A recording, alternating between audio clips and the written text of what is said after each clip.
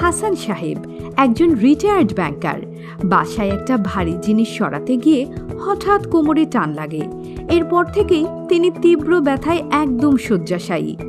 আপনিও হঠাৎ এমন বিপদে পড়ে গেলে কি করবেন? কাজকর্ম সব বাদ দিয়ে শুয়ে থাকবেন?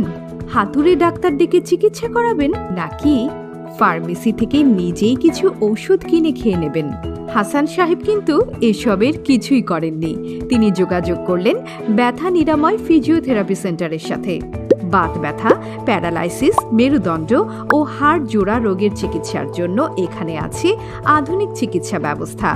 স্পাইনাল কর্ড ইনজুরি ও স্ট্রোক রিহ্যাবিলিটেশন, প্লাস্টার পরবর্তী হাত ও পায়ের জয়েন্ট শক্ত হয়ে যাওয়া, মুখ বেঁকে যাওয়া, সেরিব্রাল পালসি, স্পোর্টস ইনজুরি চিকিৎসার ক্ষেত্রে আমরা দেব কম খরচে সর্বোচ্চ সেবা।